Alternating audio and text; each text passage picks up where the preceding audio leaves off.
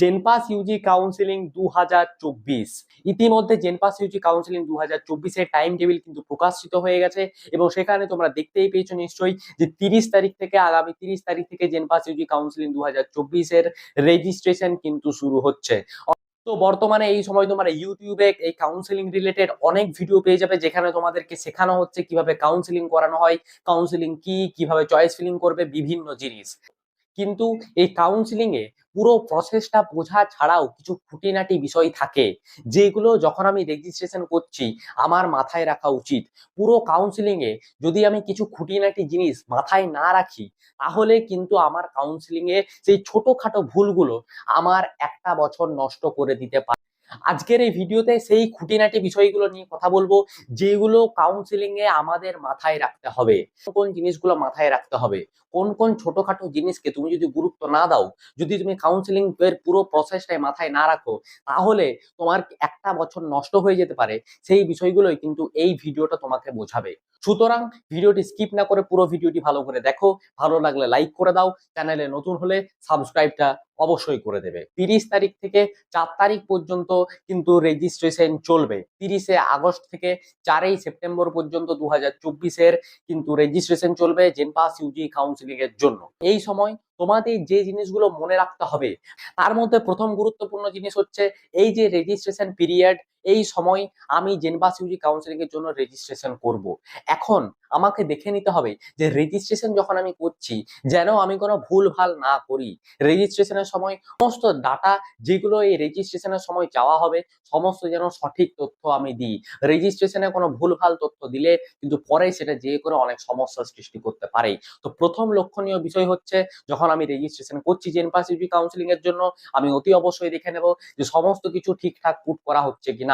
যা যা আমি আমার পার্সোনাল ডিটেলস দিচ্ছি, আমার নাম, বাবার নাম, ঠিকানা থেকে শুরু করে উচ্চ মাধ্যমিকের নাম্বার, বিভিন্ন জিনিস আমি যা যা পুট করব, সমস্ত জিনিস যেন প্রপার ঠিক ওয়েতে থাকে, এটা দেখে নেওয়া হচ্ছে প্রথম গুরুত্বপূর্ণ জিনিস। এরপরে দ্বিতীয় গুরুত্বপূর্ণ জিনিস হচ্ছে, যখন তুমি রেজিস্ট্রেশন করবে সেই সময় তোমাকে কিন্তু চয়েস ফিলিং দিতে হবে, মানে তোমাকে চয়েস ফিলিং করতে হবে। তোমাকে একটা চয়েস ফিলিং লিস্ট কিন্তু দিতে হবে। সে সময় তোমাকে খেয়াল রাখতে হবে যে যে চয়েস ফিলিং লিস্টটা তুমি দিচ্ছ পোর্টালে, সেই চয়েস ফিলিং লিস্টটা যেন প্রপার ওয়েতে থাকে। মানে তুমি যেমন অর্ডারে ভর্তি হতে চাইছো, মানে খারাপ কলেজ থেকে মোটামুটি কলেজ থেকে ভালো কলেজ, তোমার র্যাঙ্ক অনুযায়ী সাজিয়ে প্রপার তোমাকে চয়েস ফিলিং কিন্তু করতে হবে। সুতরাং যখন রেজিস্ট্রেশন করবে, প্রথমে তোমাকে দেখে নিতে হবে সমস্ত ডিটেলস আমি ঠিকঠাক পুট করেছি কিনা। তারপরে দেখতে হবে চয়েস ফিলিংটা ঠিকঠাক অর্ডারে আছে কিনা। এমন যেন কখনোই না হয় যে চয়েস ফিলিং যে লিস্ট, সেখানে আমি 10টা কলেজ দিলাম এবং হয়তো একটা ভালো কলেজকে আমি 9 নম্বরে দিয়ে দিয়েছি, আর একটা খারাপ কলেজকে আমি 3 নম্বরে দিয়ে দিয়েছি। এমনটা যেন না হয়। তোমার র্যাঙ্ক অনুযায়ী সব থেকে ভালো কলেজগুলো তুমি সবার উপরে দেবে, তারপরে নিচের দিকে নেমে নেমে আসবে র্যাঙ্ক অনুযায়ী। এমন যেন না হয় যে কোনো লিস্ট তৈরি করা নাই, সাইবার ক্যাফেতে যে করে ভাবছো কোনটাকে আগে দেবো কোনটাকে পরে দেবো। এমনটা কিন্তু একদম করবে না। নিজের চয়েস ফিলিং লিস্ট বাড়ির থেকে তৈরি করে নিয়ে সাইবার ক্যাফেতে যাবে, সাইবার ক্যাফেতে যে করে সেই লিস্ট অনুযায়ী পরপর পরপর লিস্টিং কিন্তু করবে, না হলে কিন্তু অনেক ভুলভাল হতে পারে। এইভাবে কিন্তু তোমাদের চয়েস ফিলিং করতে হবে, এটা মাথায় রাখবে। দুটো জিনিস হলো। এরপরে তোমরা যেমনটা জানো যে এই যে জেনপাস ইউজি কাউন্সিলিং, এই কাউন্সিলিং এর ওপরই নির্ভর করছে যে তুমি কোন কলেজে ভর্তি হবে। একটু ভুল কাউন্সিলিং যদি করে ফেলো, তাহলে তুমি কিন্তু ভর্তি হতে পারবে না। হতে পারে তোমার কোনো খারাপ কলেজ অ্যালট হয়ে গেল, র্যাঙ্ক ভালো থাকা সত্ত্বেও তুমি হয়তো ভর্তিই হতে পারলে না। এই সমস্ত জিনিসগুলো কিন্তু হয়ে থাকে। সুতরাং যে জিনিসগুলো আমি বলছি সেগুলো কিন্তু মন দিয়ে শোনো এবং এইগুলো কিন্তু খেয়াল রাখবে। এগুলো কি বললাম, এগুলো খুঁটিনাটি বিষয়, এগুলো ছোটখাটো বিষয়, কিন্তু এই ছোটখাটো বিষয়গুলোই প্রতি বছর বহু স্টুডেন্ট কিন্তু ভুল করে। যার ফলে কি হয় যে তারা ভালো র্যাঙ্ক করা সত্ত্বেও তারা তাদের র্যাঙ্ক অনুযায়ী যে কলেজটা তার পাওয়ার কথা ছিল, সে সেই কলেজটা পেল না, তার থেকে নিম্নমানের কলেজে তাকে ভর্তি হতে হলো। অনেকের ক্ষেত্রে কি হয় যে ভর্তিই হতে পারে না। এমন কিন্তু প্রতি বছর মহা সমস্যা দেখতে পাওয়া যায়। এরপর 6 তারিখে 6ই সেপ্টেম্বর তোমরা প্রথম রেজাল্ট পাবে। তোমাদের প্রথম ফার্স্ট রাউন্ড কাউন্সিলিং এর রেজাল্ট তোমরা কিন্তু পাবে। এই যে তুমি দেখতে পেলে যে তোমার কোন কলেজ অ্যালট হয়েছে, সেটা দেখতে পেয়ে তোমাকে একটি সিট অ্যাকসেপ্টেন্স ফিস জমা করতে হবে এবং সেই কলেজে যে আপগ্রেডেশন ফর্ম ফিল আপ করতে হবে। ঠিক কি ভুল আমি করতে পারি এখানে সেটা কেউ বোঝে না। তো তুমি ভালো করে বুঝে নাও যে তুমি চয়েস ফিলিং করলে, তারপরে তোমার 6 তারিখে রেজাল্ট বেরোলো, তুমি দেখলে তোমার একটি কলেজ পেয়েছো তুমি, তারপরে তোমাকে একটি অ্যাকসেপ্টেন্স ফিস দিতে হবে, সিট অ্যাকসেপ্টেন্স ফিস, যেটি হলো 1000 টাকা। সেটি দিয়ে তোমাকে সেই কলেজে যেতে হবে, সেই কলেজে যে তোমাকে ডকুমেন্ট ভেরিফিকেশন করাতে হবে এবং সেখানে একটি আপগ্রেডেশন ফর্ম তোমাকে ফিল আপ করতে হবে। এই যে ডকুমেন্ট ভেরিফিকেশন, আমি এটা নিয়ে একটি ভিডিও বানিয়ে রেখেছি যে কি কি ডকুমেন্ট ভেরিফিকেশনের সময় লাগবে। সেই ডকুমেন্ট ভেরিফিকেশন গুলো তোমাকে অতি অবশ্যই ফর্ম ফিল আপের আগে, মানে এই রেজিস্ট্রেশনের আগে রেডি করে রাখতে হবে। সেগুলো কি, সেটার লিঙ্ক আমি আই বাটনে দিচ্ছি, আই বাটনে ক্লিক করে তুমি সেই ভিডিওটি দেখো।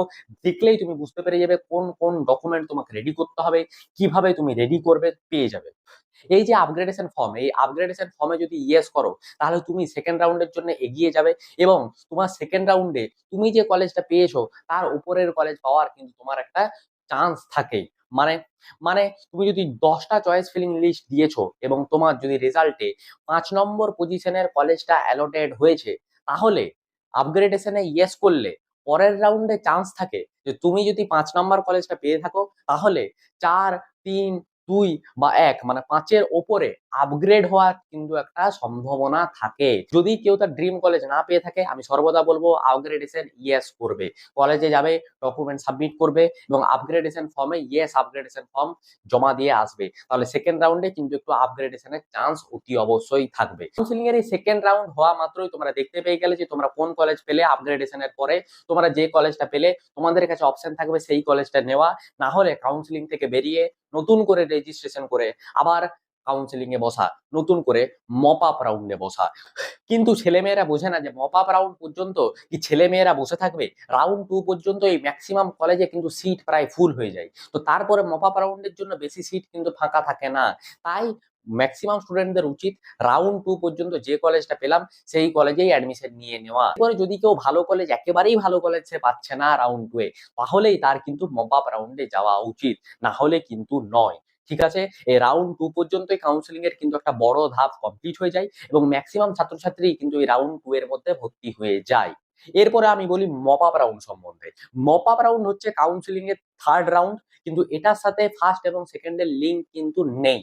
এটার জন্য তোমাকে ঘুরে আবার রেজিস্ট্রেশন করতে হবে এবং এই মপ আপ রাউন্ড হয় প্রতিটা কলেজের যে সিটগুলো বাকি পড়ে রয়ে গেল রাউন্ড 2 এর পরে, সেই সিটগুলোকে নিয়ে পরে কিন্তু মপ আপ রাউন্ড হয়। কেউ যদি ফার্স্ট রাউন্ড, সেকেন্ড রাউন্ড দুটোতেই বসেছিল এবং তারপরে সে পায়নি বা ভর্তি হয়নি, এবারে সে মপ আপে বসতে, তার জন্য 200 টাকা দিতে হবে। এবং যদি কেউ ফার্স্ট রাউন্ড, সেকেন্ড রাউন্ডে বসেইনি, শুধু মপ আপ রাউন্ডে বসতে, তাহলে তার জন্য কিন্তু 700 টাকা ফিস লাগবে। 700 টাকা ফিস দিয়ে তাকে মপ আপ রাউন্ডে রেজিস্ট্রেশন করতে হবে, তারপরে তার মপ আপ রাউন্ডের কাউন্সিলিং হবে, তারপরে রেজাল্ট বেরোবে। ঠিক আছে, সেই যে রেজাল্ট, সেই রেজাল্ট দেখে তার যদি ভালো লাগে সে যাবে ভর্তি হতে, তার যদি ভালো না লাগে সে ভর্তি হতে যাবে না। কাউন্সিলিং কিন্তু শেষ হয়ে যাবে। JENPAS UG 2024 counselling mop up round হয়ে কিন্তু শেষ হয়ে যাবে। সেই ডেটটা হচ্ছে 27 তারিখ। 20 তারিখ থেকে 22 তারিখ মপ আপ রাউন্ডের কিন্তু রেজিস্ট্রেশন হবে। আমি বললাম যে যারা আগে করেছে তাদের জন্য 200, যারা নতুন করছে তাদের জন্য 700 টাকা দিয়ে করে রেজিস্ট্রেশন করতে হবে। তারপরে 24 তারিখে মপ আপ রাউন্ডের রেজাল্ট বেরোবে। 24 তারিখ থেকে 27 তারিখ ভর্তি হবে। তারিখেই মপ আপ রাউন্ড কিন্তু শেষ হয়ে যাবে। আর তার সাথে সাথে জেনপাস ইউজি কাউন্সিলিং 2024ও কিন্তু শেষ হয়ে যাবে। তারপরে সেই জেনপাস ইউজি 2025, তাছাড়া কিন্তু জেনপাস ইউজির আর কোনো স্কোপ নেই। তারপরে অক্টোবর মাস থেকে তোমরা যে যে কলেজে ভর্তি হয়েছো সেখানে ক্লাস শুরু হয়ে যাবে। তারপরে তোমরা প্রথম সেমিস্টারের ফার্স্ট ইয়ারের প্রথম ক্লাস তোমরা কিন্তু কলেজের করতে পারবে। আমি আশা করি তুমি ছোটখাটো বিষয়গুলো বুঝতে পারলে। ভিডিওটা চারিদিকে শেয়ার করে দাও, প্রতিটি ছেলে মেয়ে জেনপাস ইউজি কাউন্সিলিং এর আগে যেন ভিডিওটা দেখে এবং ছোটখাটো বিষয়গুলো যেন ভুল ভাল না করে। আমি চাই তোমরা তোমাদের র্যাঙ্ক অনুযায়ী তোমাদের বেস্ট কলেজ তোমরা পাও এবং তোমাদের কলেজ লাইফ তাড়াতাড়ি শুরু হয়ে যাক। ভিডিওটি ভালো লাগলে একটা লাইক করে দাও, চ্যানেলে নতুন হলে চ্যানেলটিকে সাবস্ক্রাইব করে দাও। আর কোনো যদি প্রশ্ন থেকে থাকে সেটা তোমরা কমেন্টে জিজ্ঞেস করতে পারো। আর থ্যাঙ্কস ফর ওয়াচিং।